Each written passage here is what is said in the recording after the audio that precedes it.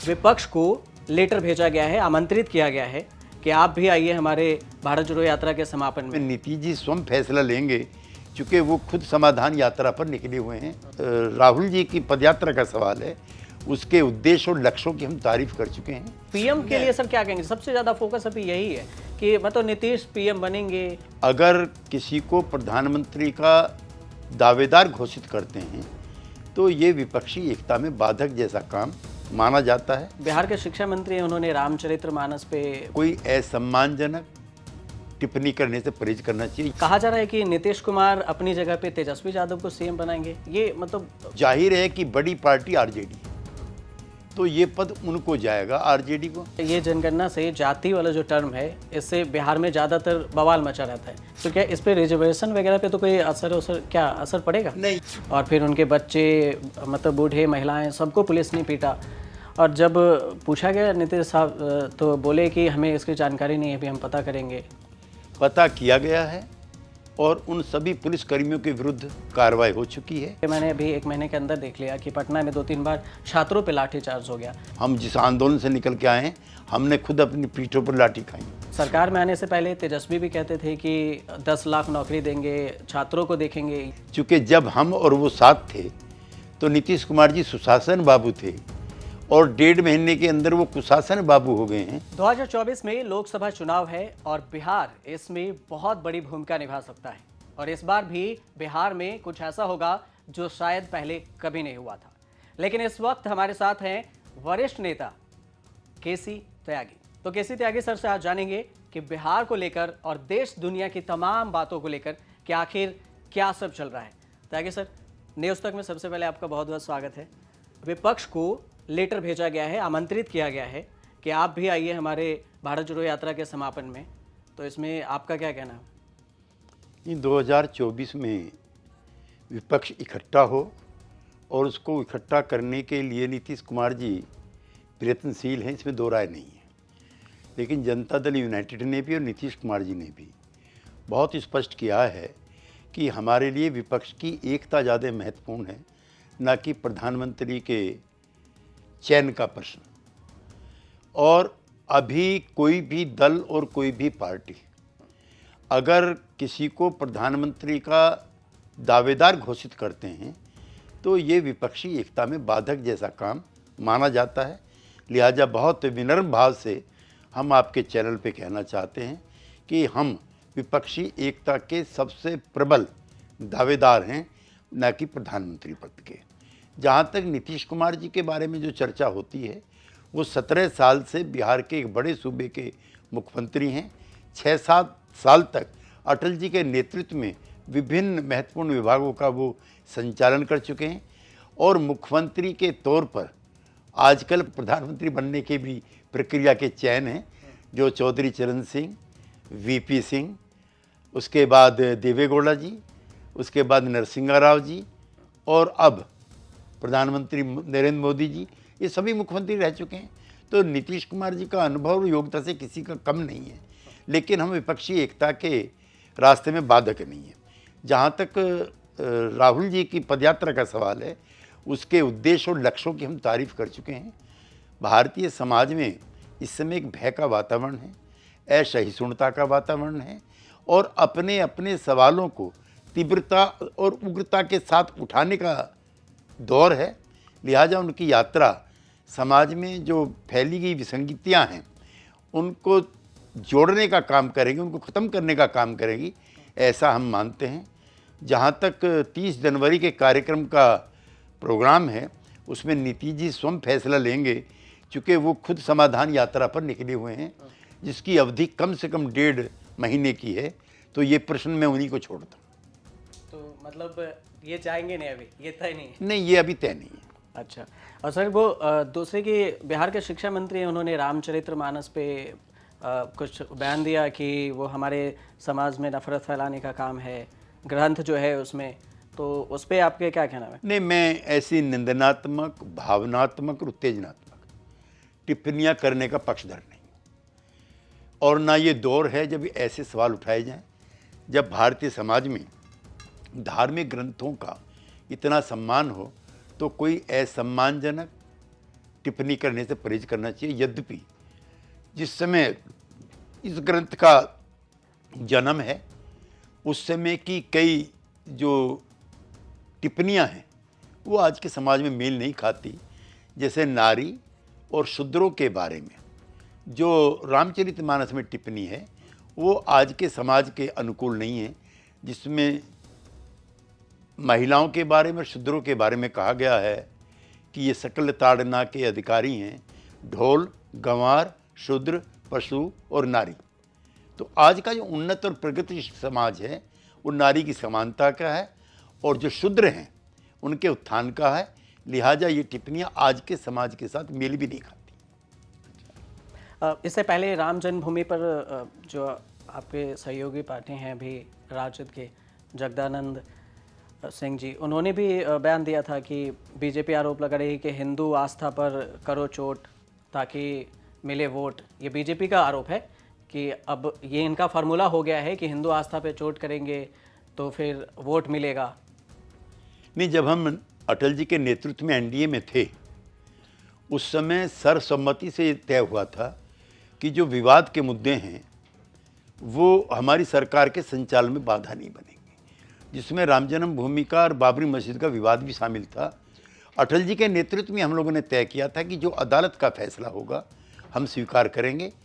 और बाद में जब अदालत ने राम मंदिर के निर्माण के मार्ग का मार्ग प्रशस्त कर दिया, हम ही सब लोगों ने उसका स्वागत किया। और अब जो भव्य राम मंदिर बन रहा है उसका हम स्वागत करते हैं। और मंदिर के निर्माण को लेकर के कई तरह के काउंटर एलिगेशंस लगे दोनों तरफ से, लेकिन वो सब विसंगतियां अब दूर हो गई हैं और अब टिप्पणी करनियों का दौर भी समाप्त होना चाहिए।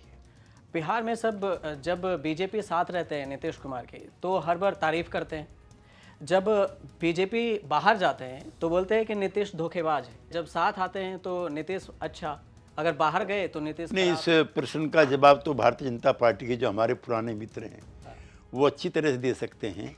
लेकिन इस बार 2020 के चुनाव में भारतीय जनता पार्टी ने हमारे साथ विश्वासघात किया।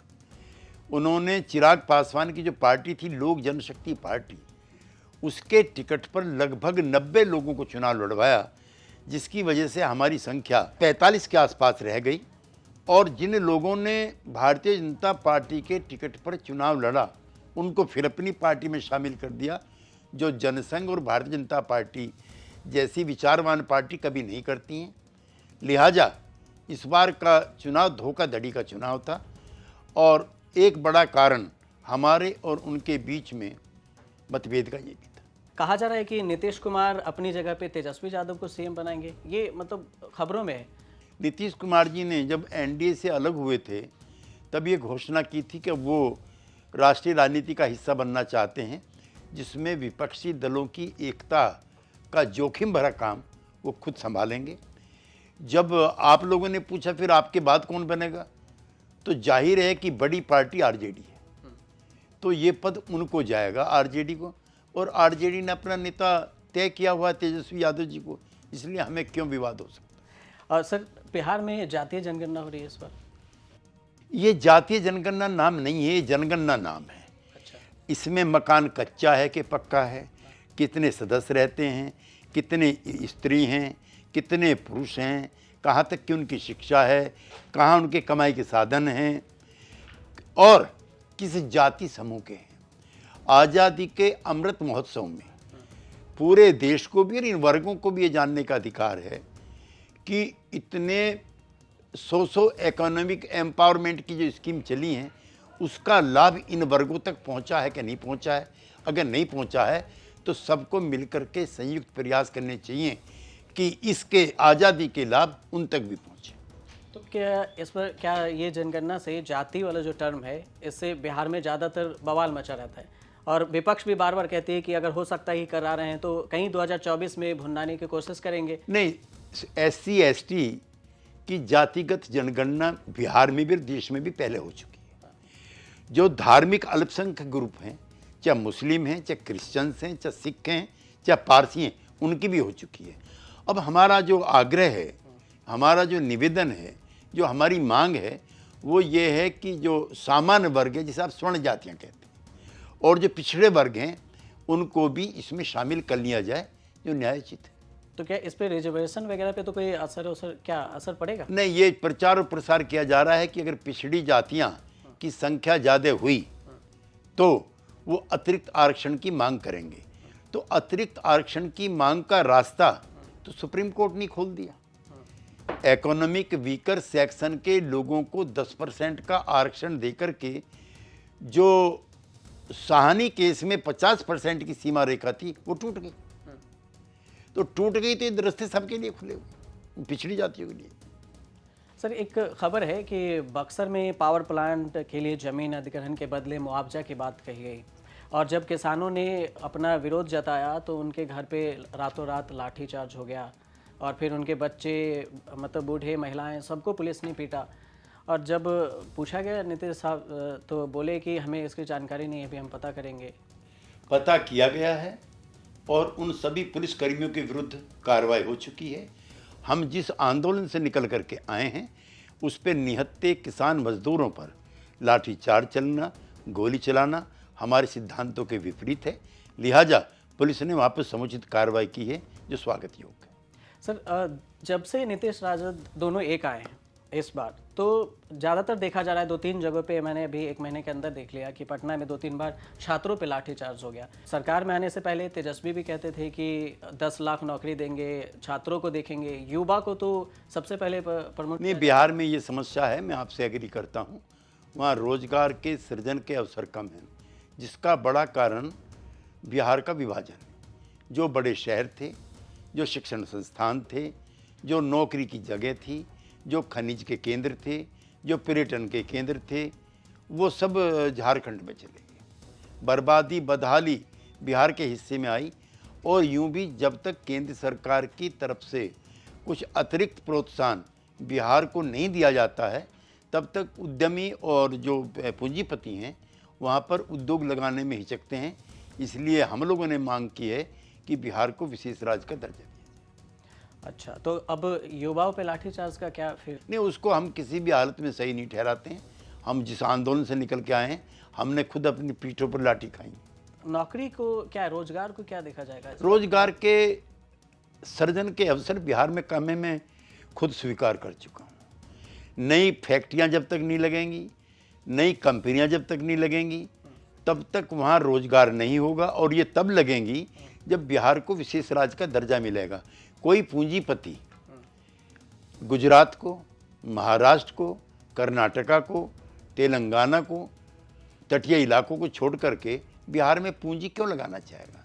लिहाजा हमारा केंद्र सरकार से आग्रह है कि वहाँ पे विशेष राज्य का दर्जा देकर जो निवेशक हैं उनको बुलाया जाए। सर, दूसरी बात कि जब खबर में जब आते हैं नीतीश कुमार राजद के साथ, तो नीतीश पे आरोप लगता रहता है कि वो जब राजद के साथ जाते हैं तो क्राइम बढ़ जाती है, अकेले रहते हैं तो ये हमारी जो पुरानी मित्र पार्टी है, ये उसका आरोप है। चूँकि जब हम और वो साथ थे तो नीतीश कुमार जी सुशासन बाबू थे, और 1.5 महीने के अंदर वो कुशासन बाबू हो गए हैं। तो जो हमारी मित्र पार्टी पुरानी भाजपा, ये उसका प्रचार और प्रसार है जो आपके रिपोर्टिंग रूम तक पहुंच गया है। पीएम के लिए सर क्या कहेंगे? सबसे ज्यादा फोकस अभी यही है कि मतलब नीतीश पीएम बनेंगे या राहुल मैं गांधी अपने प्रारंभिक संबोधन में आपसे कह चुका हूं, फिर दोहराना चाह चुका हूं, ना नीतीश कुमार जी ने, ना पार्टी ने आधिकारिक तौर पर कहीं कहा है कि वो प्रधानमंत्री पद के उम्मीदवार हैं। ऐसा कह करके हम विपक्षी एकता के रास्ते दरवाजे बंद नहीं करना चाहते। यद्यपि नीतीश कुमार जी में वो सारी योग्यताएं और अनुभव मौजूद है जो किसी प्रधानमंत्री में होना चाहिए। ये थे हमारे साथ वरिष्ठ नेता केसी त्यागी, और आप इनको न्यूज़ तक पे सुन रहे थे। अगर आपका भी कुछ सवाल है तो आप जरूर कमेंट में कीजिएगा, बिहार को लेकर खासकर, और ये सवाल आप तक, इन तक जरूर पहुंचाई जाएगी। बिहार के जो छात्र हैं जिन पर लाठीचार्ज हो रहा है, ऐसा खबरों में रहता है कि उन्हें नौकरी नहीं दी जाती, तो अगर ये सारी चीज़ें आपको भी दिक्कत है, कोई अलग से सवाल पूछना चाहते हैं, तो आप कमेंट कीजिए, बताइए। जरूरी पड़े हम इन तक आपके सवाल जरूर पहुंचाएंगे और हर समस्या का समाधान जरूर होगा, लेकिन मिलकर होगा। तो आप ऐसे देखते रहिए न्यूज़ तक।